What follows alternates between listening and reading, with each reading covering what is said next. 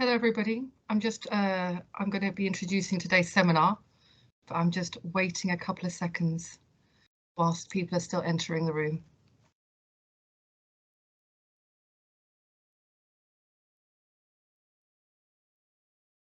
Okay, I think perhaps I'll start then. So welcome everybody. My name's Susan Newman. I'm Professor and Head of Economics here at the Open University.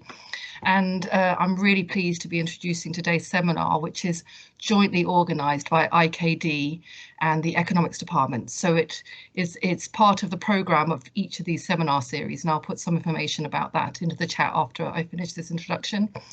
But one of the things I really like about this seminar is that it tries to bring together those in academia and academic ideas with what's really happening on the ground, what I like to call economists and policymakers in the wild. So advocacy groups, NGOs, civil society, even artists sometimes we've done. So it's wonderful to be having this, I think, really important conversation today about the very contested nature of development studies. And I think we have a brilliant panel today to sort of discuss this issue around particularly this, I think, really important publication in Development and Change that Pritish and others have co-authored. So just a bit of housekeeping to let everyone know that this is being recorded and that currently everyone's muted, all audience members are muted and your camera's switched off. In the Q&A, please just indicate if you would like to ask a question or contribute, and you'll be unmuted by our tech whiz in the background. So I'll hand over now to Giles to introduce, I think, these really brilliant speakers today. Thanks, Susan. My name is Giles Mohan and I'm Professor of International Development at the Open University. So we're going to hear very soon about sort of several initiatives to reposition development as global development. And I think, obviously the SDGs are probably the most kind of high profile example of this belief that development is everywhere and affects everybody. And I think, as Susan said, the paper in Development Change, I found it very salutary reading. I changed my opinions on things, which is, I guess, was a good thing. I'm very pleased I did, and thank you for that. You hopefully saw that there was a number of sort of blog posts around that as well, and I noticed I think Jorg is in the audience as well, who's one of the co-authors. So if you haven't had a chance to read it, go off and read it after this. There was also some questions were posed if you did go to the login page, I think really helpful. About the first one was about the global south origins of development and what we can gain from bringing some of those kind of critical theories and voices back into our thinking and activism. I think there's something about the implications of these frameworks that erode the traditional north-south frameworks, and I'll probably reflect a bit on that in my comments at the end, if that's okay. And then also, how does that relate to sort of policy priorities and funding objectives? We saw things like the Global Challenge Research Fund, which was a bit of a kind of home run for sort of putting ODA money away from the global south and into British universities in quite a kind of problematic way, I would suggest. So yeah, lots to chew on, and we've got lots of time, so let's get going. We've got three fantastic speakers. First up, I assume this is the order we're going in. I have been briefed, but now I've forgotten my briefing. We've got Pritish Behuria, who is University of Manchester Senior Lecturer in GDI, Global Development Institute. So he works on kind of questions of economic transformation in East Africa, questions of value chains and the like, and has blogged variously, as you'll see, around this issue. We have Lebohang Pheko, who is an activist scholar based in South Africa, but who has taught in various South African universities in the States, and I should know this. I think Linkoping is in Finland, but has got a broad range of interests around international trade, international development, decolonial feminism, feminist economics, and she looks at those intersectional approaches to race, gender, and class, and how that is linked to sort of struggles on the ground. And finally, we have Jennifer Larbie, who is the head of campaigns and advocacy at Christian Age. So she's responsible for kind of those big campaigns that we see around climate change, economic justice, and how you link together kind of activists on the ground, churches, and link that into advocacy and policy. She's been there for about, I think, 3 years, but before that she was, and still is, as I understand, very involved in kind of Labour Party policy around international development. So given what's been going on, well, never seems to stop, frankly. But obviously, what's going on in Israel and Gaza has been very, very, very busy. So thanks for finding time to come today. So we've got the three speakers, 10 to 15 minutes each, around 40 minutes in total. And then I'm being asked to sort of say a few things to sort of kickstart the discussion. But if you've got anything to say, you have the Teams chat function, you have the Teams little yellow hand function, or I don't know if I can see everybody, I can't. You might try waving at the camera, but I would suggest that's probably the least effective way to get our attention. But yeah, let's see how it goes. So I'm going to hand over to, is it Pritish first, who I think does have a presentation, so if you can spare with us while that pops up. I'm now going to mute. Thank you. Sorry.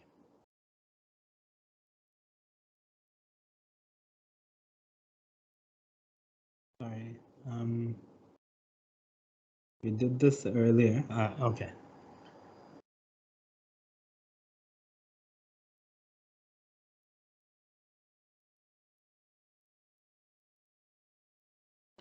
Okay, well, thank you everyone. While the presentation loads, I just want to start by thanking the Open University, Giles, Susan, Christina, Lorena, and everyone involved in Craig and everyone in organizing this. It's really nice to hear these things about our paper, and I do think there's a lot of importance, obviously in the current moment, right, to think about are we all really in this together? It's a nice normative point, of course, but in reality, where do people lie when things do pan out, right?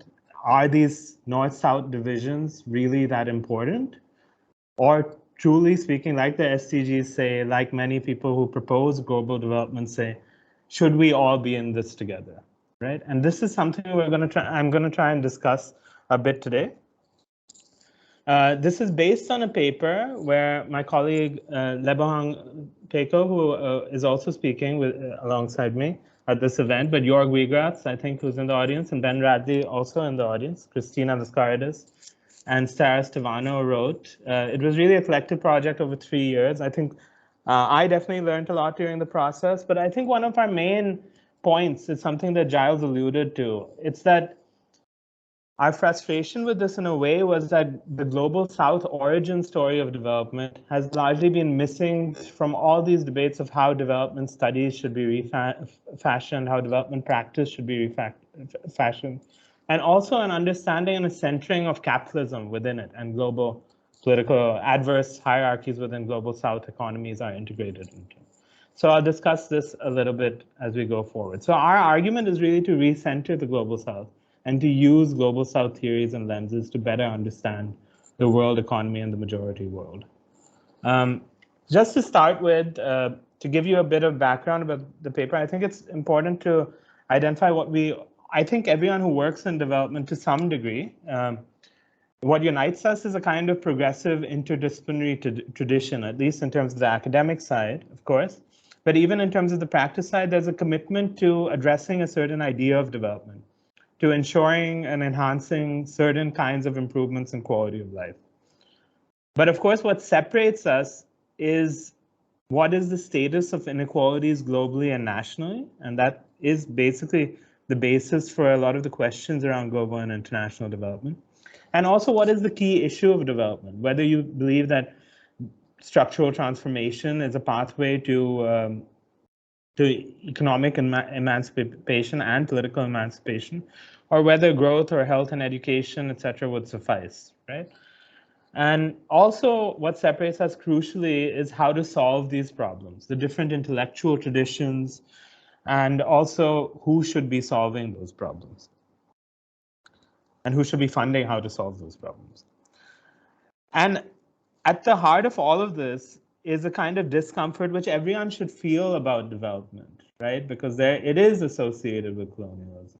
It is associated right now epistemically with a lack of representation of certain organizations.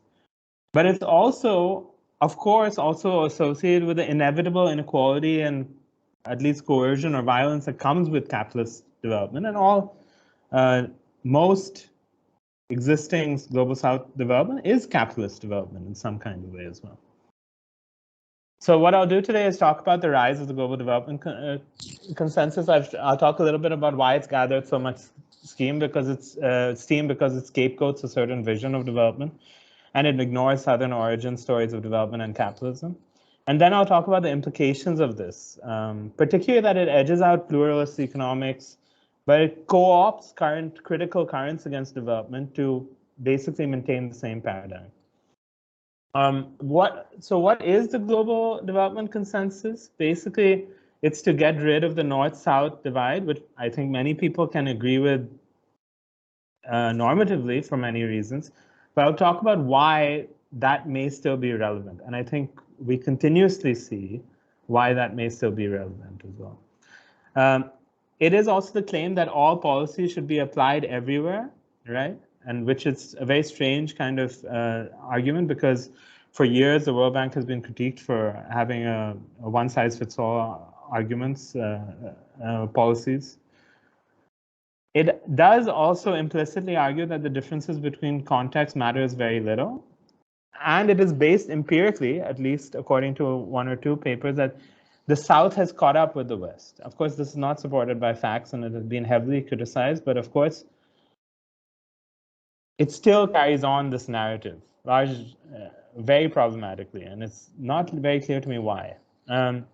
They justify this by saying that poverty exists in the West too, so development should also happen here. And I think that's also a major challenge, also historical misunderstanding. And that climate change, of course, it is a universal concern, but it ignores issues of climate justice, etc. So as I mentioned, there's as a trend that shapes the rise of development. Since the 1990s, the World Bank has framed development narrowly as poverty eradication or poverty reduction and the enhancement of growth through markets, basically. And that has been the popular presentation of what development is. It is to eradicate poverty. This is completely divorced from the historical origins of development, at least in the 1950s and 60s, which was about development as structural transformation. The key task being to diversify your economy so you're not vulnerable when commodity prices crash and when debt rises, for example, and you need to go to the IMF for foreign exchange and they weaken your economy further, right? That's dislodged, that argument of that narrative of development and structural transformation has basically been eradicated from the public presentation of what development is. And as a result, you saw many political leaders arguing that aid should be cut, etc., because we have poverty too, right? And it is inadvertently, perhaps, what global development narratives have tied on to as well. Now, also, of course, I think what it does is co-opt a kind of one facet of the decolonization narrative, but neglects other facets. For a long time, development has been criticized for arguing that global South countries are backward, are developing, whereas Western countries are developed, that there's a lack of representation in development, that only Western examples are worthy of emulation, right? And I think these are important critiques of what development is. But global development simply argues that you should break away from this north-south separation and universalize development because it has a normative value, right? This ignores the kind of structuralist weaknesses that continue to exist in the global economy that COVID actually reminded us of, though others said that COVID made the case for global development. That, as you see, most global South countries are facing debt crises. You barely go a day without some country having to go to the IMF and devalue their currency in exchange for loans. And it neglects the discussions of adverse relationships within the global political economy. Crucially, in the study of development, Ben Fine, for example, has long argued that neoclassical economics has begun to dominate the study of development, that it's spread into other fields associated with development, whether it's politics, sociology, even geography to a degree. and that there's a general seduction of quantification within the social sciences. Of course, the Sustainable Development Goals highlight this. It argues that effectively with the 169 targets and 17 goals, that development is everything, but the only way it should be measured is quantitatively. And the key focus is to address climate change with science and quantitative measures at the center of this, right? So it puts economics further at the center, whereas relegating context and qualitative methodologies to the margins. And of course, at the heart of this is this very powerful idea that even within forms of arguments around decolonization has begun to use conviviality in a very problematic manner. It responds to this idea that development studies has long been criticized by IR, geography, and neighboring disciplines for degrading the global south through maintaining these north-south binaries. But of course, this generally neglects structures, concerns, or emancipatory Southern collective voices, right? And global studies in Europe has also long criticized development studies for the same. But development studies, at least segments of development studies within the UK, has begun to catch up, as has many think tanks and other public policy organizations, to see development as a universal concern. Now, just to sketch this out in terms of academically, now it's important to highlight that the UK the history of development studies departments is extremely different depending on wherever you go. Of course, it's tied in with colonialism. During colonialism, I mean, in the post-independence years, different universities got different charges. Manchester had to train bureaucrats, Oxford had to train diplomats, SOAS had area studies, etc. So there is this attachment with colonialism, but many development studies departments actually came into being in the 1990s. And this was because economics departments many heterodox economists were leaving economics departments elsewhere. And in the 1990s, these departments began to be refashioned. At their essence, they were anti-disciplinary. There was a focus. They were the home of heterodox political economists, many of them famously from the global south, from Marxist or more broadly heterodox position. But at the same time, while this was happening, towards the end of the 1990s, funding pressures, which Giles alluded to, resulted in some departments renaming themselves to international development departments as the UK's DFID came into being. And similarly, as the global sustainable development goals came into being, many departments, of course, renamed themselves as global development centers or institutes, etc. And during this time, of course, academics had to find a meaning to what does this global development term mean, right? But at the same time, it retained its focus in relation to policy. So there was a shift from interdisciplinarity, where it was not necessarily that individuals belonged to political science or sociology, but were more broadly interdisciplinary, or that you were primarily a political scientist or economist working in a development studies department. And Ha-Joon Chang talks about this in an article in Development Change a few years ago as well. And of course, the broader story is these days, I would say across many departments, of course, there is some different trends, particularly, I mean, I can name that elsewhere, but the marginalization of heterodox political economists and the rise of geographers, neoclassical economists, and conflict specialists entering into development studies, also in line with policy and funding concerns. Now, as I mentioned, the rise of global development is based on the idea that there is convergence between North and South, and this is problematically focused on growth and HDI alone, no mention of structural transformation at all, barely any mention of colonialism, barely any acknowledgement that if you remove China from this data, then it doesn't hold that the South is rising. And Andy Sumner wrote a critique of this in this paper, the papers that use this data previously, though it hasn't been acknowledged in future iterations of what global development proponents have talked about. Many departments have begun to lead this charge of global development, also attempting to link it with policy organization. At the heart of it is a very powerful normative focus about the need to universally address climate change. And of course, universally, we have to address climate change. But there is a great deal of climate hypocrisy to this, where actually global South countries have adopted climate policies much more than OECD countries in particular. And of course, there are issues of climate justice, unequal responsibility for historical emissions, etc. And it neglects any analysis of colonial impact or legacies. So is development a universal challenge or a differentiated one? I've talked about about climate change. I would say that basically there are two major questions for development studies. If you think about development studies as sustaining economic transformation, sustaining political and economic emancipation in the long term.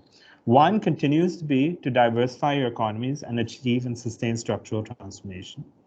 The other is to address climate change and to make sure your diversification is done in a sustainable way, which within capitalist accumulation. As fanciful as that may sound, any country who is trying to develop is trying to do this in some way, right?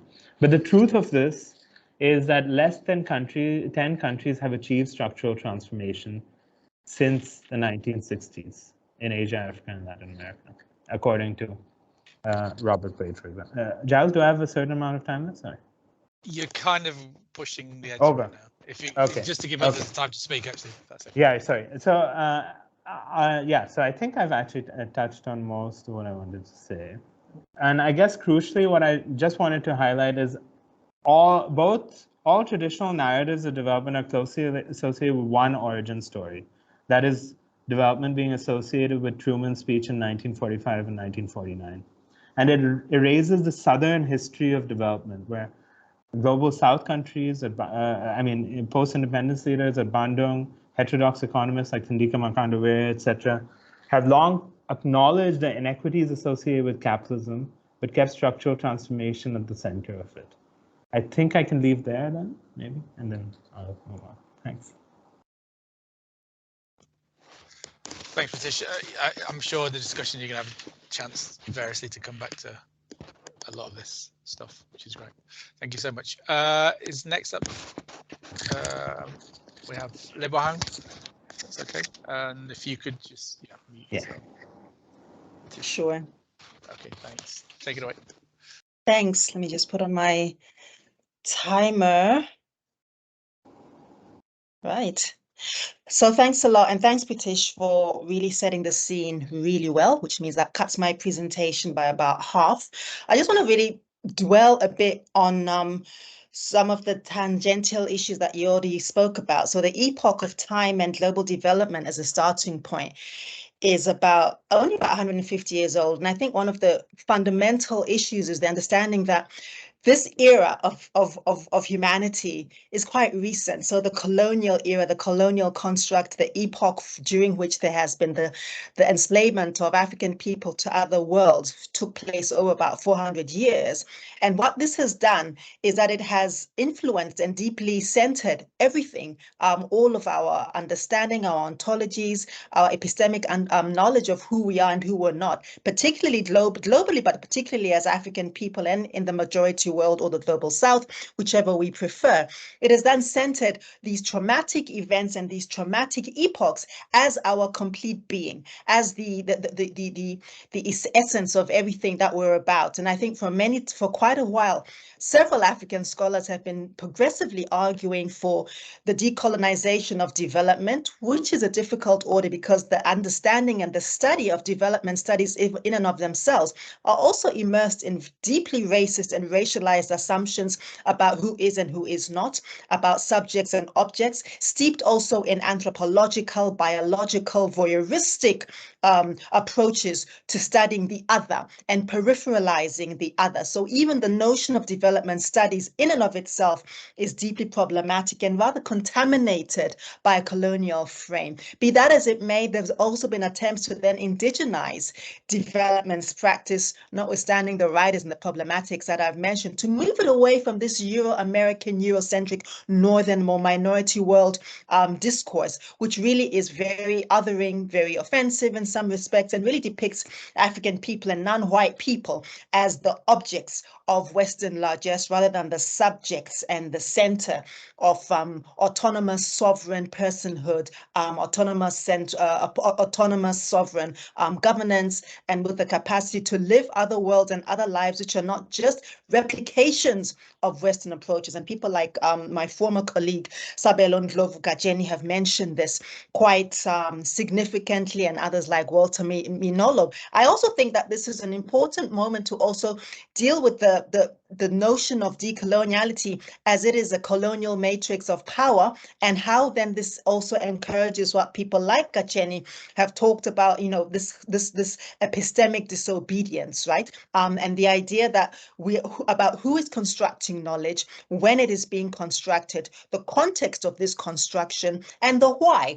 These would seem to be obvious questions and really obvious investigations, but it really seems as though, really, from our reading, myself and the good colleagues who wrote this paper in response to these COVID these COVID analogies, you'd imagine that they would understand that the world is not flat.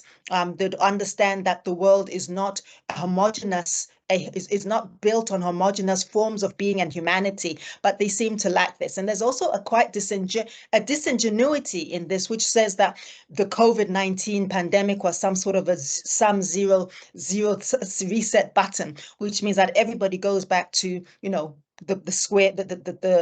goes back to ground zero. We are all now depleted. We are all working from home. We are all now completely starting from a zero-sum total. It's completely ahistorical and disingenuous. It actually, and similar to many other forms of that kind of development mantra, it wants to ignore what has been. It wants to ignore things like privilege. It wants to ignore things like white supremacy and how this is being enabled and being manifested, including in the academy.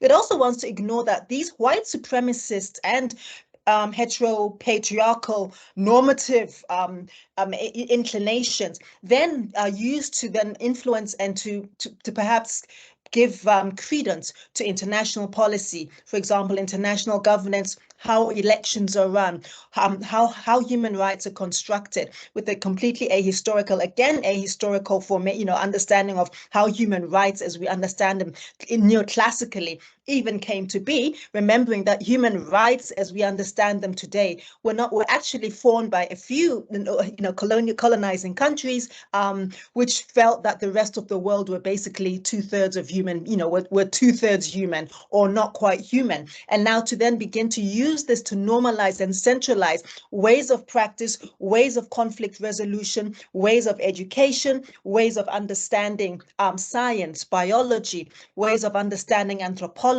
ways of understanding music, arts, culture, and centering this very, very, very, very limited and incredibly corrosive uni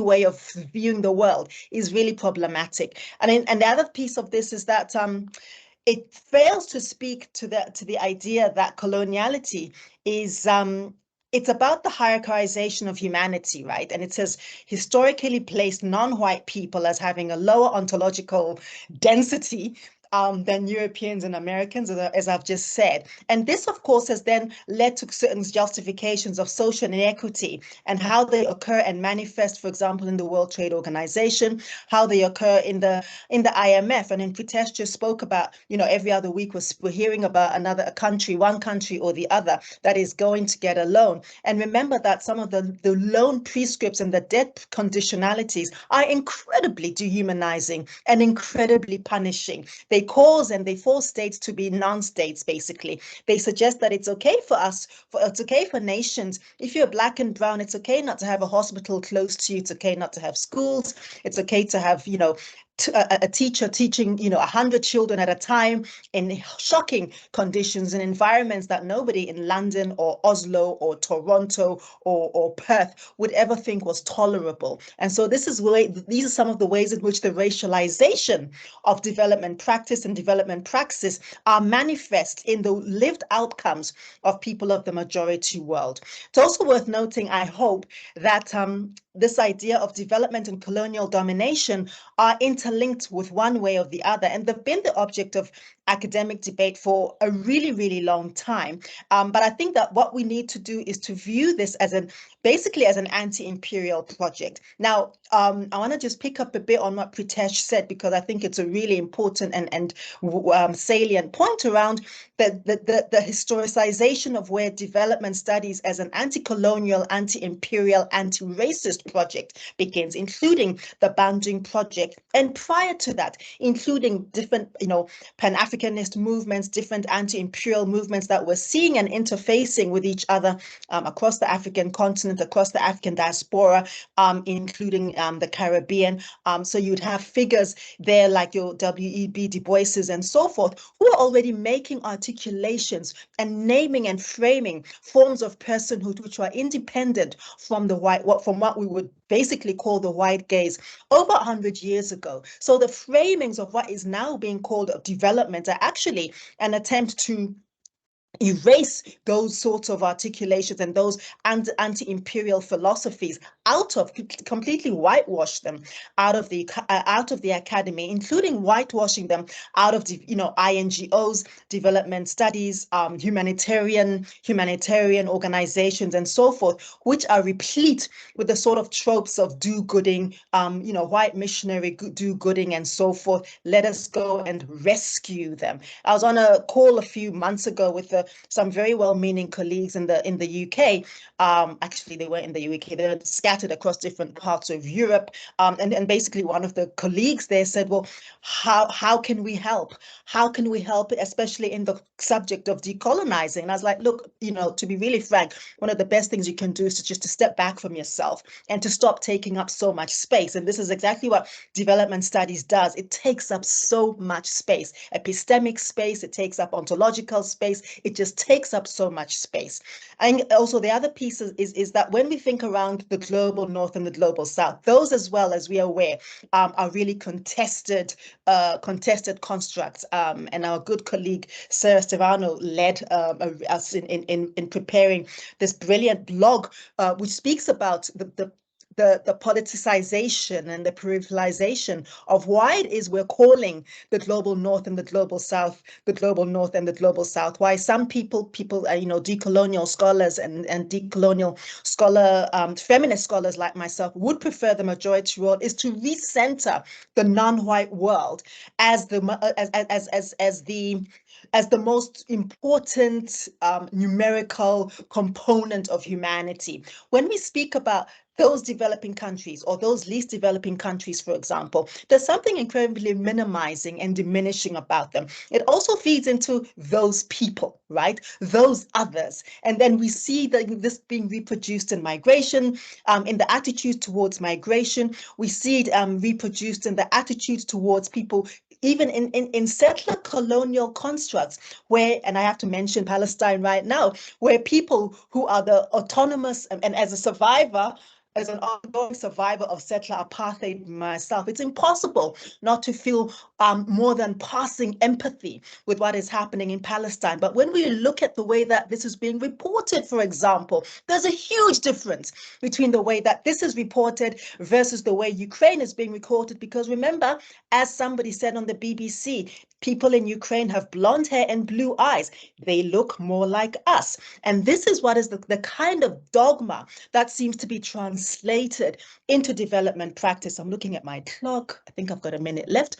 And I think also to say that this then links to this coloniality of knowledge also links to the epistemic hegemony of Eurocentrism and the ways in which it keeps on manifesting itself. So colonization and its elongated streams continue across different disciplines, right? So they continue, as I've mentioned, in the media, on the BBC, on CNN, on Fox News for those who have the stomach to even watch that, on Sky News for those who have even more stomach to watch that. But they also continue because they try to obliterate the culture and the epistemology and the philosophy of non-white people. I was recently doing a keynote for an outfit here at the University of Pretoria, and one of the things I said was that it's important that even where at the site of that particular conference, they are writings, and there is work, there is evidence, there is literature, there is music, there are sculptures, there is knowledge that was created thousands of years ago by the indigenous Khoi people. So again, I go back to my original point, which is that this epoch, these last 300 years of Black and brown people's personhood, since the colonial incursion, since white people found us on their GPS and kind of came and landed and invaded and all of those really not very nice, not very friendly things, is a tiny part of who we are and what our socio-political, spiritual, our whole ontological realities are. And yet, what development studies and what development studies theory does, it reduces this to us as the other and as the periphery. And I think that this is what our article has tried to respond to very competently. I'll leave it there before I'm dragged off the stage, and perhaps there'll be more time to talk in the Q&A. Thanks, Giles.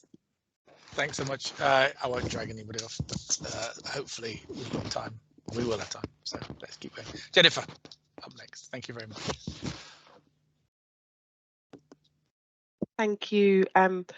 Thank you, Giles, Susan and Craig, for bringing this seminar together. It's a really great privilege actually to speak alongside such great thinkers and speakers. I'll touch on actually some of the concepts that they just spoke to, including coloniality and the role of debt in development and the interlinkage between development and colonization. And I'd like to bring into the mix reparative justice and reparations, and hope that we can maybe unpack that a little bit more in the Q&A. In terms of my structure, I would like to use the 12 minutes or so that I have to focus on the evolving conversation within the development sector and the contested nature of our work based on the calls to decolonize aid. And I'll attempt to cover firstly a short history of how global development at the delivery end of the chain, so that is the international INGO sector or the aid industry for short, how we, and I represent that industry, how we have had to confront questions of power and notions of poverty and development. Secondly, I hope to give you an honest account of how the industry has responded. And lastly, speak to what some in the sector are calling the beyond aid, beyond development to repair agenda, which is really our attempt to recast aid and development spending in the global north, away from notions of charity and more towards a reparative justice reparations framing. So the confrontation, right? So this is the confrontation between the delivery end of the development sector, the INGOs and the aid industry. And that confrontation with power and decolonization. It's really difficult to pinpoint an exact, moment when this confrontation started, but I think it's really safe to say that the intensity of that confrontation gained real traction during the pandemic and that kind of medium-term aftermath of the racist murder of George Floyd.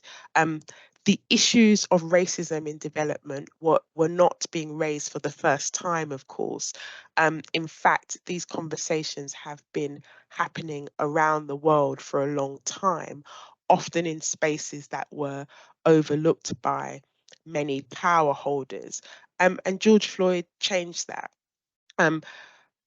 What the Black Lives Matters and the decolonization agenda did, I think, was expose very, very bluntly that the aid sector, the international INGO sector, it exposed this sector as a dishonest broker in the development space. We had to confront the fact that we weren't just kind of benign actors, and international NGOs, the main characters, if you like, in the aid industry. So your household names like Christian Aid, which I represent, your Oxfams, your Save the Children's of this world. We are beneficiaries of rich countries in the global north, giving development aid as an act of charity administered through our programs in the global south, in the majority world. Programs that build schools, empower women, support communities, etc., etc. And let's be clear, you know, aid programs do some good things, but its premise is deeply, deeply problematic when a power analysis is applied.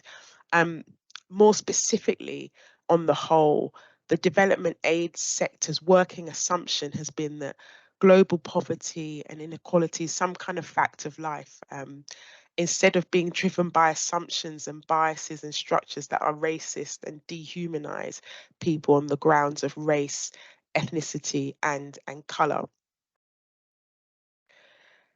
Indeed, the Indian economist Jayati Ghosh so starkly points out the development sector has made a whole business, and now I quote from her, has made a whole business of defining the poor, categorizing the poor, analyzing the behavior of the poor, assessing policies designed to assist the poor and alleviate their poverty. And as if by magic, the definitions of poverty that we've come up with keep our very sector in business.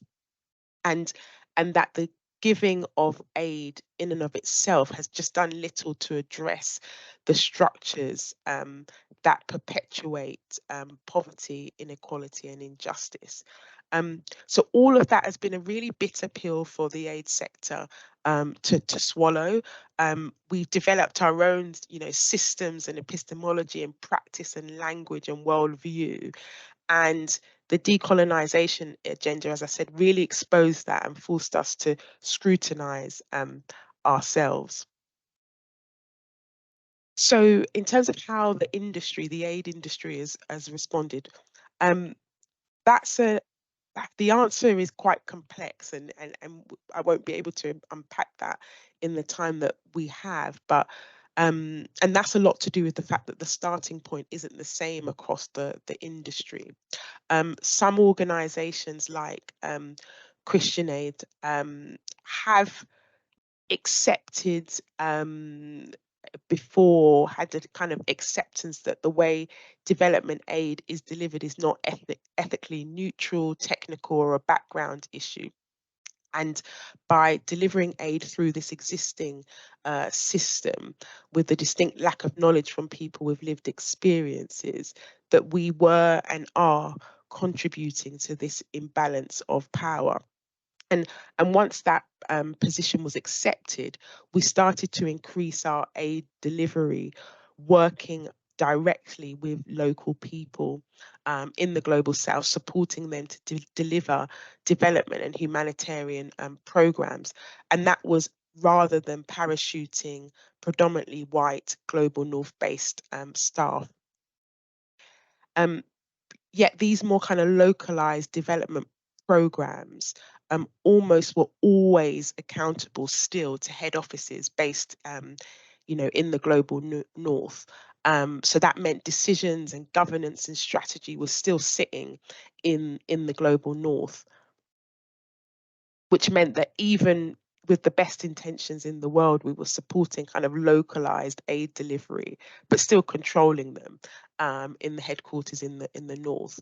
And Oxfam, for example, to its credit, moved its headquarter operations to Nairobi, Kenya in 2017, not without great clamour from staff in the global north, namely in London. But this was done well before the pandemic and the kind of intense decolonisation calls. And at Christian Aid, we moved the directorate overseeing all of our development programmes to Abuja in Nigeria just a few years ago, and processes like this have begun to be termed localization, a term that some of you may be familiar with. And whilst there isn't a kind of universally accepted definition of localization, I'd say most can live with a definition that localization is an attempt to change the international aid system by changing some of the matrix within it, such as funding for local actors, as well as changing some of the rules around the system, around how partnerships are envisaged in the global north and in the global south. And now many development agencies, many in the aid sector, have significantly shifted their delivery model towards localization. Indeed, the biggest institutional development funders like DFID, like USAID, have moved in that direction in response to kind of the decolonization calls. But this doesn't mean that decolonization and localization are the same thing, despite the fact that some of you might hear those terms used interchangeably. And Peace Direct, NGO where I'm a trustee, do some really good definition distinctions if you want to kind of find out a bit more. But in very crude terms, decolonization, the sector has come to understand it as really upending the system, whereas localization is about the changes from within. And whilst it's symbolic moves like that of Oxfam moving their headquarters and Christian Aid moving its directorate, and the immense efforts to diversify the leadership of many of our organisations, and the powerful advocacy that we've been doing towards institutional aid donors like the UK government to decolonise, and ever increasing influential philanthropists like the Gates Foundations and Open Societies Foundations, there's still a long way to go to actually upending that system. There's still a long way to go to decolonise. Hence the need to move from development towards reparative justice, which is the kind of position that I want to set out. So two of my colleagues who research development and decolonisation at Christian Aid, Anne-Marie and Anu, say that we should be thinking about this road towards repair, which recognises the power of coloniality and also the need to reconceptualise poverty in all of its complexity. So many in our industry, including Christian Aid, who I think have been a leading voice in this, are starting to rally around this beyond aid agenda and talk about a road from development to repair, which is grounded in an understanding that decades of the development agenda has done so much damage to the global south. And in fact, you know, when you track the global resource flows, like the economist Jason Hickel has done, you see that it's the global south that has, in fact, developed the global north.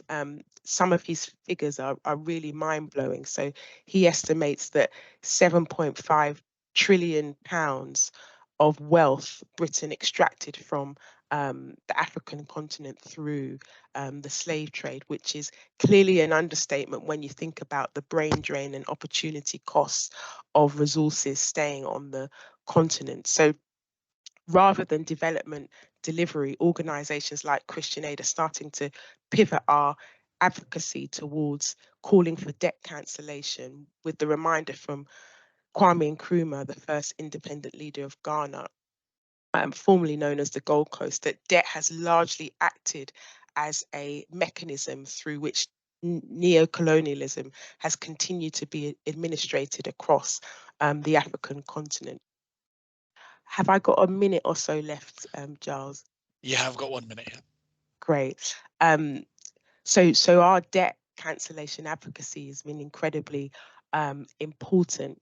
And we've also been doing work in this beyond aid and reparative justice space around tax and the amount of money that is lost through illicit financial flows in the global South. And we speak out about that in the terms of the money that is lost from the African continent and other so-called developing countries in the global South, completely eclipsing the money that goes into global South countries in the form of aid.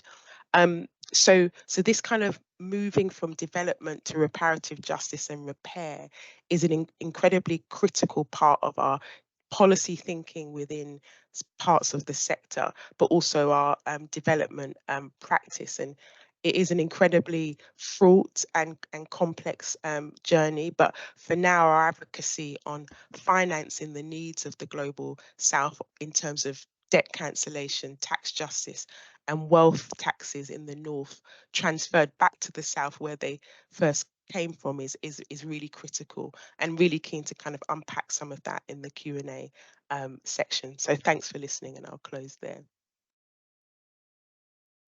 Thanks, Jennifer. That's yeah, brilliant. So I've been jotting lots of notes down, but I'm sure so has everybody else. So so I was asked by the organisers just to sort of kick off the discussion a little bit, which is a great honour, and I don't want to sort of take too much time really. I must admit I was kind of quite seduced by kind of Horner and Hume's kind of work when it first came out, and there's also similar stuff. Jean and John Komaroff have written this kind of stuff about Africa holds up the mirror to the future of Europe kind of stuff, and it was interesting, you know, it makes you, it's quite intriguing. My own work was looking at it's been looking at what China's been doing in terms of investing in Europe, and this kind of really got me thinking about who's doing development to whom and where is it occurring. And so having this kind of global development kind of lens, oh yeah, you know, I can start thinking about development in a different way. But as I said, the more critiques you read, and certainly the paper that you guys put together, which is fantastic, you know, we need to get back. I totally agree to sort of thinking about a more, you know, what is the value of heterodox political economy? You know, international, you know, the more critical development has always been anti-imperialist. It's always been international. So this idea that suddenly we've got this kind of new agenda for solidarity because we're all kind of in the same boat is it flattens all of that in a way that's not very helpful. And we do have those kind of tools already and legacies. I mean, not to say that we stick them in aspic and just, you know, trot out, you know, stuff that we were saying 50, 100, 60 years ago. But at the same time, I think there's a lot of mileage there. And that way in which those debates have been originated in the global South, yet either silenced, erased, or co-opted by the kind of big D development discourse. We've seen that. So I've got sort of three sort of points which pick up what's been said. Some I don't know if there may be questions. I don't know. The first one, I think I spotted it on Pritish's penultimate slide, but this idea of recentering the global South I think is really interesting, and I agree with. I guess the warning is obviously the South is not one thing. And I think, you know, people like Andrew Fisher have talked about kind of peripheralization. What's great about you know, critical global development is it looked at peripheralization rather than just thinking in terms of north-south and those meta categories. You know, so, you know, my work on global China, you've got this multitude of actors now that are kind of intervening in different ways in different places.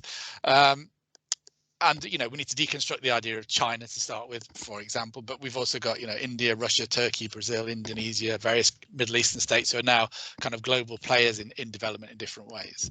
And, you know, that kind of partly plays into that discourse of now there's more actors and it's kind of messier, and, you know, those north-south divisions are not so smart. So I agree with that. But at the same time, you know, people like Patrick Bond have warned us that South Africa does become a bit of a regional hegemon in terms of the way in which kind of certain you know, economic processes play out on the continent. In Southeast Asia, Selina Ho's argued that, you know, China, there's asymmetric relations between countries like Laos, Vietnam, and China. So, you know, even though we classify these as the South, you know, we need to think about those kind of inequalities still. And certainly there's a lot of blurb about South-South cooperation in development, and the UN has kind of got this sort of loose kind of policy coordination around that.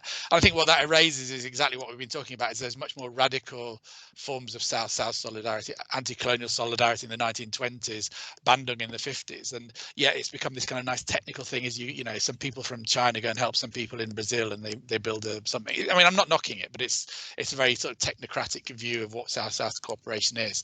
And fundamentally, for me, it gets used as a smokescreen to hide, you know, what China's done in a lot of parts of Africa does not change Africa's position in the global economy as a sort of extroverted commodity provider. Yet it's dressed up in this. It's all about win-win. It's about brotherhood, and we share a colonial past. So it's a warning about what we mean by the South still, even though I agree we need to recenter it.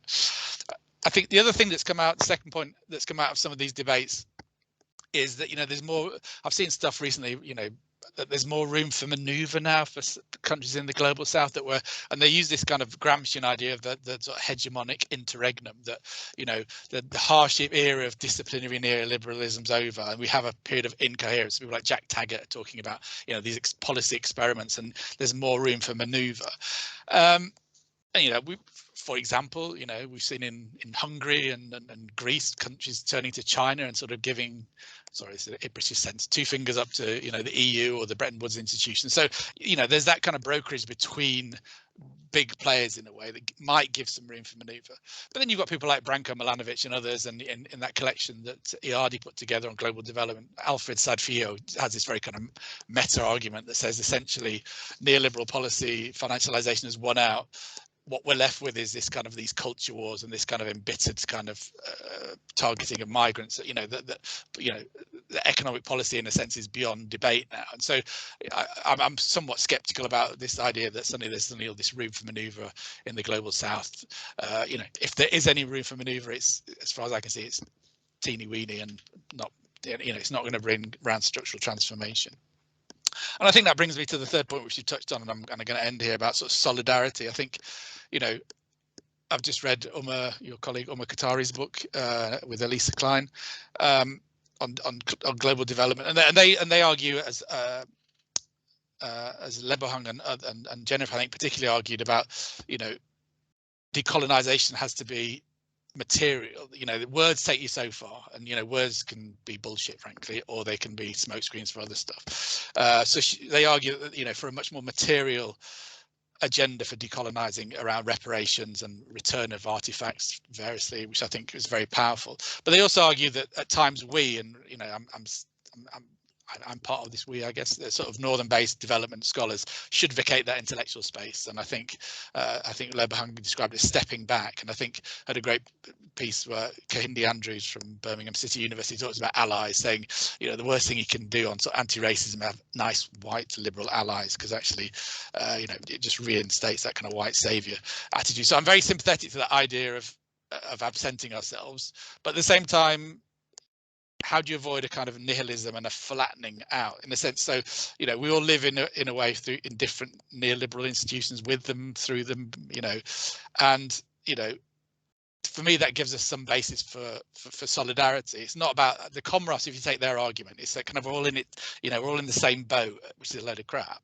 But somehow that flattens that kind of relationship. But it does give you a basis, I think, for, you know, some level of engagement, and not absenting ourselves from a global debate and a form of activism.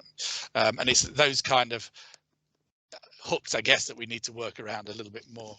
And finally, you know, I think that links to sort of Pritish's point about kind of progressive interdisciplinarity. I think things like the Global Challenge Research Fund was kind of pushing us to sort of work in different ways and think about development differently. What happened was, I think it reinscribed Northern intellectual power and a certain reading of what disciplines should and shouldn't do, and, you know, it became a kind of technological fix. I was charged with trying to get some of these projects off the ground across the university, and it became quite a kind of, you know, an app for everything basically. And it was so I guess there's, how can we think more at this current moment about more kind of radical forms of interdisciplinarity, solidarity, and co-creation, really, because I think these just reinscribe what we've been stuck with and been talking about. But fantastic. I'm going to now attempt to monitor everything at the same time, and bear with me if I miss you. I will come to you at some point. So I don't know if any of the three speakers want to say anything, or we'll wait and we'll harvest a few comments and thoughts. And please, people in the audience, these can just be comments. You don't have to sort of demand a question, pitch in. Okay. So I have a comment from Parvati. Thank you, Parvati. So, yep, great. There's a paper by a colleague on allyship by Gunjan. I don't know if I can't see if Gunjan's in the audience, but Parvati certainly is and has a hand up. Okay, yeah. Fire away, No, Parvati. I was wanting to actually kind of think through something, put out a provocation, really, which is the critique of development the same as the critique of modernity? And right, and there's a lot of critique of modernity in the decolonization, and actually I'm kind of really not sure about this, and at a very practical level, it led me to question what is modernity for people, and where does this, you know, wherever the countries I go to, some of the things that people seem to aspire to or want are things which they would think of as modern, right? So who's getting to define this modern? And to me, a lot of this kind of critique of modernity has come precisely actually from this place that you were saying, which is that, you know, maybe let us have this decolonization space, and whereas, so if you give space to that decolonization space, then there are some desires for things which are so-called the goods of modernity. So I just want to, and that has implications for decolonization and for development. So I just wondered what your thoughts as well as the thoughts of the group are. Thank you, Parvati. Les has got a question, then we'll have a round of sort of responses, thoughts. Les. Okay, yes, yeah, thanks. The great set of contributions will make us think more deeply for a long time. I'll try to keep the question simple, though the answers won't be. One is, for those who share your perspectives, is it worth or possible to salvage the concept development? I mean, people have been adding qualifying adjectives and nouns to that concept in order to salvage it for a decolonial or at least a critical perspective. But I mean, strategically speaking, how do you deal with that question in dealing with institutions? And that relates to my other question about policy engagement, which is always emphasized in bidding for research grants, a common activity of us all.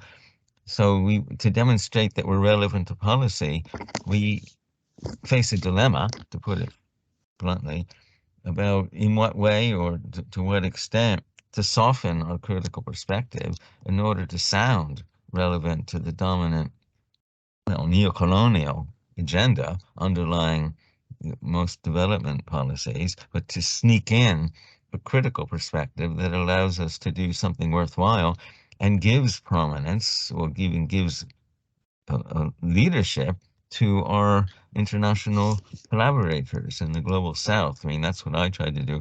And the GCRF program was unique in waiving the 30% limit on the total contribution or total budget from the international collaborators. So that was great, but that's gone, and there's nothing else to replace it in that regard. So I stop there. Thank you, Les. So we have a series of thoughts.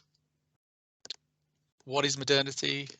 Can you kind of have a critique of modernity while also benefiting, I guess, from the goods of modernity? And can we salvage the concept of development?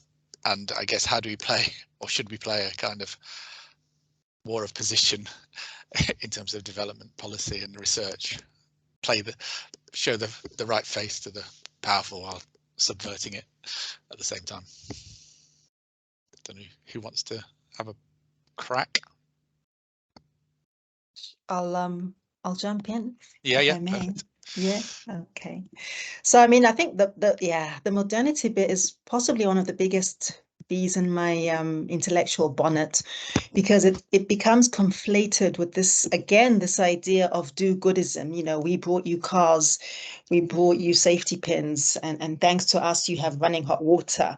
And it's really been flattened completely. And when we think about sort of the colonial, it's important to think around the colonial construction of what is now called the modernity discourse, and that modernity is now being almost being rehabilitated as something that's quite benign, neutral, and value-free.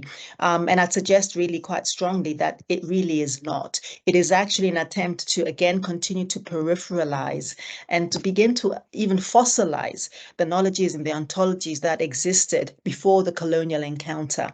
And also suggest that, again, that all things that are Eurocentric are the center, and that those are the templates and the underlining the universality that we should all pursue. And I think the problem with pursuing universality is that if it's defined narrowly around race and geospecificities and geo-ontological specificities, it's not universal at all, is it? It is indeed quite imperial. It is very narrow. It's prescriptive. It silences the voice of the many others. And I think the other is the majority of humanity. It also suggests that there's nothing that is gained. It's from them. And I mean, this is reproduced in so many things, the ways that, for example, funders and donors will do evaluation and the log frame. It's this very much an empty vessel approach, which I think most of us on this call will agree is quite problematic. So even if we think around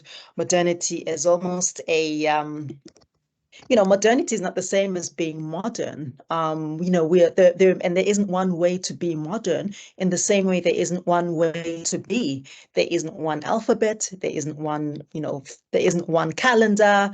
There are we just assume that the Greco calendar is the only way to tell time. There are multiple ontologies and multiple epistemes, and I think that what modernity does in the Western frame is to flatten all of that and to erase of that. And it does seem to me that it continues to center a kind of white normativity, which is incredibly problematic and deeply racist. But that's just me. Thanks. Thanks.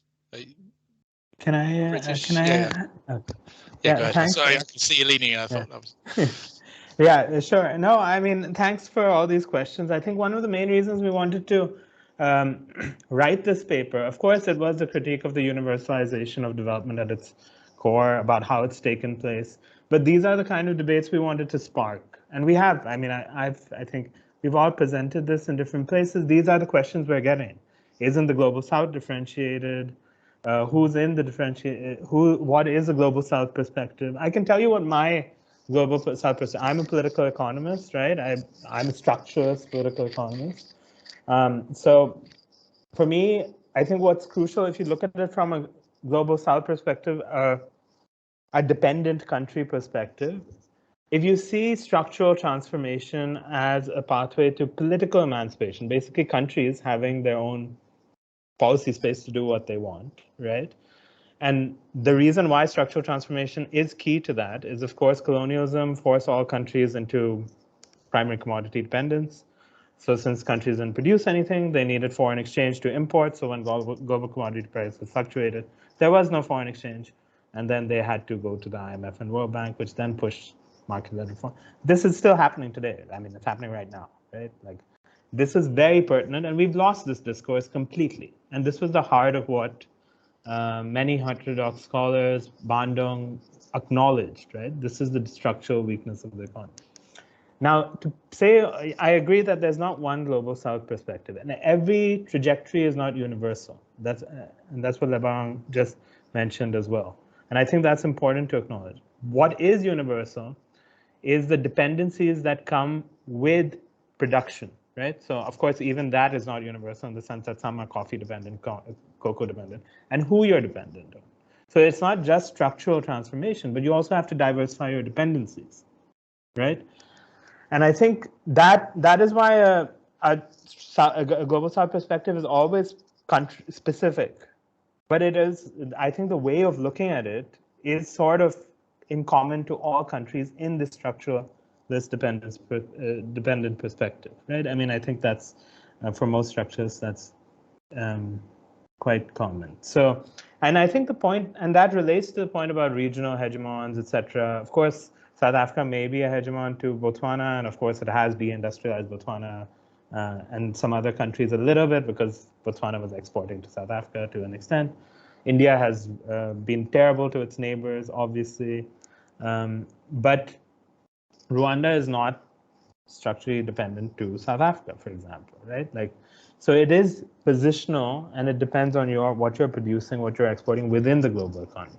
And this relates. I mean, I agree with Uma and Elisa Klein and others that, of course, decolonization must be material. And I agree that, of course, reparations are central to this. But of course, the key is also about how do you transform your economy. And a lot of even Uma's work has been silent on that. In her Radical History of Development, there was a debate between Bernstein and her about this question, right? So it's a long-standing debate. And I think this is the fruitful discussion, because when I was taught development studies at SOAS, at LSE, even elsewhere, I understood development as critical development studies, either as seeing development as a pathway through alternatives to capitalism, or I saw it as this kind of structuralist dependency. Now it's anything but heterodox perspectives. It's all universalist towards multidisciplinary associations to kind of address some kind of development. And the last point about that I wanted to talk about was this, our association with funding. I think that is what a lot of social sciences is. That's about the marketization of higher education in this country and other countries since the 1990s. Bob Jessup talks about this in terms of academic capitalism, that we're all in the system. But I think the challenge really is that, for example, global development is trying to normatively agree and wipe out all the violence from this. Whereas it's much better to acknowledge it and center it, right? By wiping it out, also you kind of say that there's only one way to go and you're universalizing it. And that's actually creating less space for pluralist voices, right? And that is also true when critical scholars also subscribe to that view, I think. And they do, right? Like they regularly, when they get funding, they do. Yeah. Okay, I'll stop. Thanks. In the chat, Jorg's posted a couple of blogs, links to blogs, I think they are, on this, which is good. Parvati, do you want to come back at all? Your question was, are these not covered by alternative modernities? Do you want to elaborate on that at all? And then I'll come on to the question. There's a couple of questions. Yeah, I mean, I'm sort of actually got quite a selfish interest in this, because I've been thinking about this notion of unruly modernities, and sort of in the middle of writing a paper on unruly modernity, that actually modernity is neither necessarily European, nor necessarily normative or teleological, but that one can read some things from certain versions of modernity. Because in some senses, and for me, this is really partly about doing this in the context of migration theory, is that you cannot understand migration theory without understanding kind of things like aspirations. And for me, what's as important in this is the kind of thing about failed aspirations, the creation of desires which can never be met, so on and so forth, through which both development and migration have worked, right? So, but what I wanted to do is to kind of shift to that kind of versions of failure, so that you understand it not as causes, but actually what are the outcomes.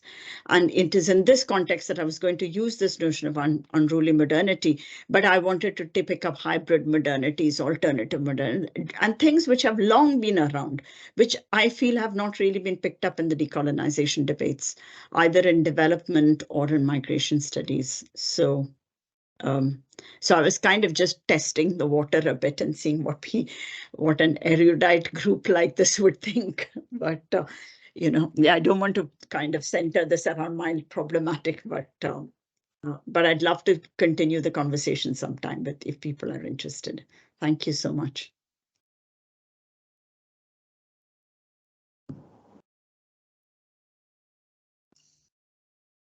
dog started to bark. I turned my mic off. Turn to the chats. There's 4 questions. The first of which is, in your respective organisations and roles, what are the implications of recentering the non-white world? What would you change? So kind of quite a practical question. The second one is from the same colleague, is if development and colonial domination are interlinked, and if one wants to salvage the concept of development, which is sort of Leslie's question, how do you view Amartya Sen's framing of development as freedom? And then we have Gustavo has asked the question, what are some of the most novel and auspicious non-hegemonic structural approaches that you believe the Global South brings to the design of a renewed idea of development? And Jorg has turned his camera on. Do you want to ask your question, or are you happy for me to? I can wrap it around a comment, really. I mean, one of the most striking things. Hello, everybody. Good afternoon. One of the striking things is really to read these papers, right? That we critiqued, and to just try to understand what kind of analytical tool set are they offering, really, right? And what are they reducing development to, which is this list of, you know, housing problems, health problems, etc. That's basically their definition. Just let's solve these issues. I mean, from what I remember, right? So this kind of list thing of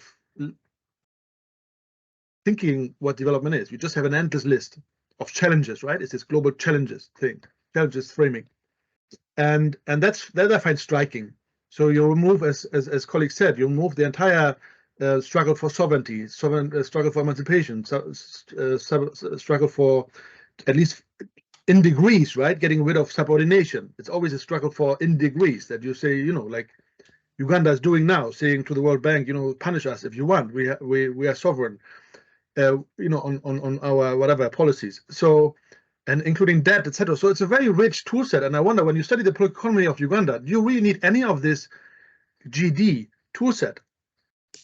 You probably don't. If you study the political economy of Uganda, the current challenges and the current dynamics there, the politics and the political economy, you can just use the old tool set and the old questions and study that country probably for now and for a long 10, 20 years, very fruitfully. So what do you need UMED all for, right? Is really the question, and that's what I was asking also Jennifer, really. This push for universality, to say all the countries are developing countries, they're all facing the same challenges around housing and poverty and so on. Is that disturbing for your organization? Or is that helping? Or is it disturbing, you know, carving out a clear discourse and a clear push?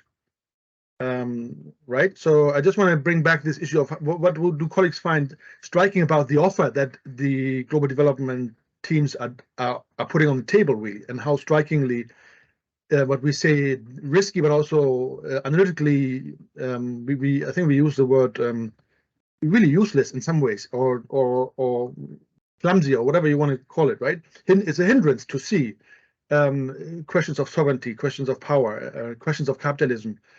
And I want to just talk about that again. And if they get their way, then in future you will open up development and change in such journals, and you find a country mix. You find a case country on Finland mixed with a case country with Uganda. Does that make sense?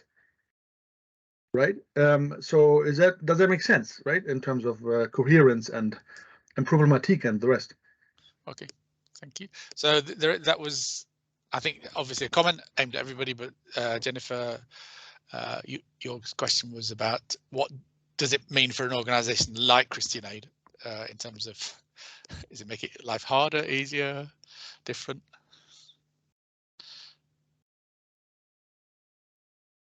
You know, this challenges talk and all that. Jennifer, you there? Can you hear us? Oh, she's having connection problems.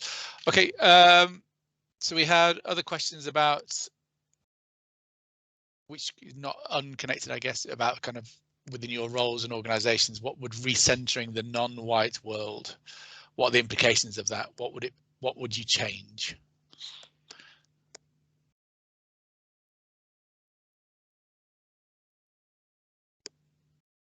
I'll break the ice if I may. Go ahead. I'll break the ice by sort of having a bite at the question posed about Sen's hypothesis about development as freedom. I mean, he's been an interesting scholar over the years. I tend to disagree with this because I think it's coming from a place of political neutrality.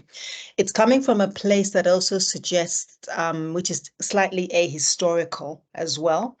And I think, you know, he seems to assume that, you know, development as freedom is really, you know, freedom is an end goal, that it's universal. And in as much as he talks about freedom as being deeply context specific, it's still very much, I think, it's built into a kind of an orthodox Western prism. So, you know, his capabilities model, which is, again, doesn't really center different particularities of geographic, political, gendered, racial, class contexts, and so on. And I mean, there are the five, you know, there's economic, political, and a couple of other social, and something else, you know, the kind of the five, the broad rights framework as well. And both of them, you know, this framework is kind of based on something that is in the realm of individualization, you know, personal freedom. He doesn't seem to speak much around a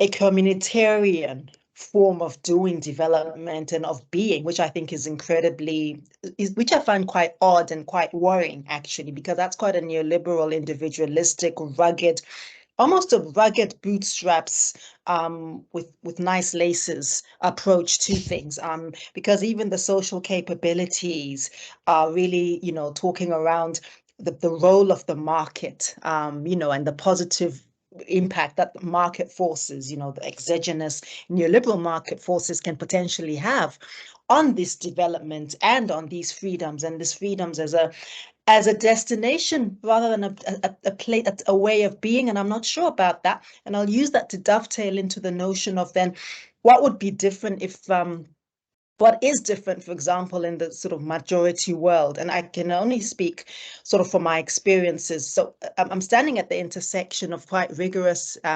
intellectual, academic debate, as well as movement-based praxis. And that's where I've been standing for about 20 years, and I like it very much. And what's really important about that is that most of the frames that we use are very much looking at the ways of knowing and of citing and of imagining a world that isn't centered by, you know, the concerns of, for example, what, you know, Western scholarship, for example, is. We're also writing prolifically on the continent. I have to also mention a few problematics with Patrick Bond's hypothesis, but that's a story for another day. And he's aware of them. We talk about them over coffee quite a bit, but there are some sort of concerns around that. And one of the concerns is that we need to be able to realize that as we are rethinking and reimagining ourselves, decentering whiteness is a huge part of that concern. And I think one of the things that we also do very well, particularly as decolonial feminist scholars and thinkers, is to reimagine what it would look like and what it should look like. It's a very proactive approach, different formations and networks that I'm part of. It's a very proactive approach to what the ecology looks like, what reparative justice looks like, which Jennifer has talked about very ably, and that's incredibly important. It's also around rethinking and recalibrating the sorts of debts that are owed to us as a people, rather than what we supposedly owe to the IMF or the World Bank. It's also rethinking things like the ecological debt and the ecological footprint and historicizing that. It also really centers in a very important way the way that, for example, our politics, our governance has been developed and has been prescripted by this kind of neoliberal governance construct and governance complex as well. And I think that we had quite an interesting time at the end of the US elections, looking at some of the chaos that emerged on January 6th, on my birthday. I'm not going to forgive Trump for that, ever, ever, ever. And you know, how that, of course, was a real indication that this so-called modernity in governance and this so-called great democracy, I mean, it just confirmed what most of us have known for decades and decades, that it's standing on nothing, it's standing on air. And I think, you know, again, when we think around decentering and recentering ourselves, those sorts of things help us to remember that there's such a big world that is beyond. And in fact, with all due respect, most of us spent very little time, you know, organizing around what's happening in the world. I mean, we keep abreast of what's happening in the world because we're scholars and we're activists, and because it's neighborly, right? It's neighborly to know what's happening in different parts of the world. But I think our preoccupation is very centered on majority world concerns, in the vein of a Bandung philosophy of what are we doing for ourselves, and what do we have rather than what we don't have. And I think we're also very much of a school of thought that says we owe nothing to anybody, and the minority world owes us. And it's a posture, and I think it's more about it's also about developing a posture, and it's about reproducing that posture in classrooms, in lecture rooms, in the kind of the things that we are writing, and the ways in which we are writing ourselves into our own stories. Yeah. Thanks for that. Jennifer, can you hear me? Great, we can see you. Have you is your audio that's the problem? Or can you try? I think it was. Oh, we can I talk. think it was, but I think I'm back. Yeah, so sorry. So so do you want me to recap? I mean, there's a whole been a whole set of questions that you might want to respond to, but the one specifically was really about, does this kind of global development agenda, this universality that, you know, Rochdale's the same as, you know, Kigali or whatever, you know, how does that affect what you do as Christian Aid or in your kind of lobbying and advocacy work?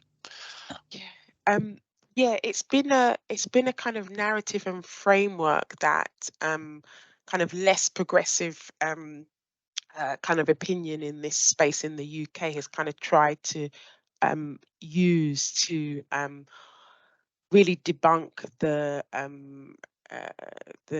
narrative around aid and the role of UK aid in developing countries. And on the one hand, that's been unhelpful because we kind of are trying to contribute to a discussion about the UK's role in the world, and aid does give us an entry point, albeit you know, a problematic one. And this kind of comparison of, like, you know, small counties in the UK having the same challenges as, you know, villages found around the world in the global south has therefore been quite unhelpful. But as is being kind of discussed and picked up, we really, in terms of our advocacy and our influencing, we really want to be quite bold in our posture about what the UK and you know, developed countries actually owe to global south countries. And we are really trying to look at, you know, the raw data when you look at debt and interest payments that African countries and other countries have to pay, and how that eclipses what many of these countries receive in aid, when, as I was saying in my presentation, the resources that are still flowing out of the African continent, out of the global south, is really it's eye-watering when you look at some of the numbers involved. So rather than talking about aid and development in those kind of operational terms, we're really trying to be confident about talking about the resources that the global north owes to the global south. So that's kind of how we're trying to position our advocacy in this space at the moment.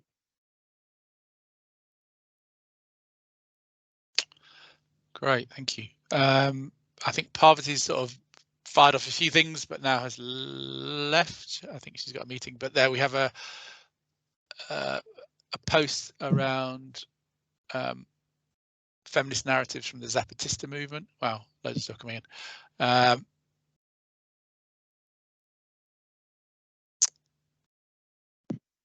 Okay, there's one. Oh my word, you're firing off too quick now. Claire Cummings, before you disappear off the screen, thanks for a powerful discussion. Any recommendations for what to read re structural transformation in the global south in the face of the climate crisis, please?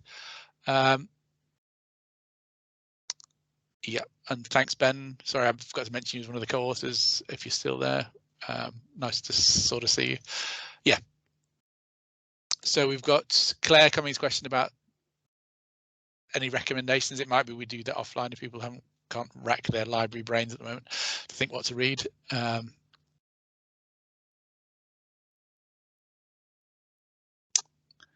And Jorg he's saying it's interesting to hear the term Global South used in political and critical Southern media debates. Meanwhile, global development declares the terms irrelevant.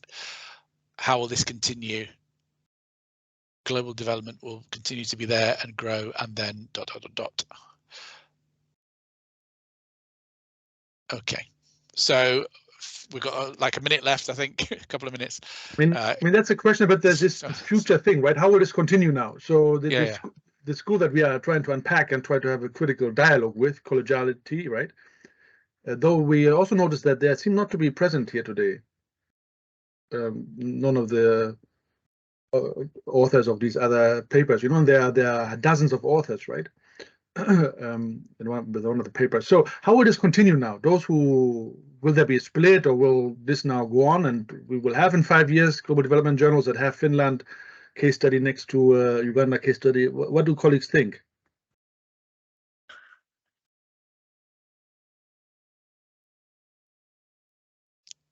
Yeah, maybe I can start. I guess it's. I mean, I guess it's. Maybe I shouldn't start because I guess Jorg and I talk all the time. But yeah, I mean, I think what's key now is the point of this is to get people to understand our position, right? And others who have this position. There are lots of people, of course, who have this position, and lots of people who share at least aspects of what we said. I think it's important that we continue to kind of have these events. I find that actually lots of people are very keen to discuss this. I mean, we had a big event in Manchester last year on the politics of development studies. About 100 people came. I'm planning to have an event pre-DSA as well. So, I mean, it would also be good because I think it's really important. And that goes to kind of how Gustavo had this question about where are the theories, the Global South theories, to talk about this. I think it's there on the post-development side, although sometimes it could be more grounded, especially in relation to degrowth and to the realities of the Global South. There's much less in terms of the within structural transformation side, right? Of course, the old theories are relevant, but the global economy has changed to some degree in the last 50 years. There's a legacy of market-led reform. But there's less space to do the kind of historical political economy study, get jobs, publish in the right journals, anywhere really. I mean, I would say anywhere. That's kind of universally where there's a push in terms of policy agendas in universities in the Global South, in some universities where there's attacks on academic autonomy elsewhere, even in the UK. So I think that's the crucial thing to even within our department start discussing this in terms of the curriculum or what should be prioritized and continue to talk about it.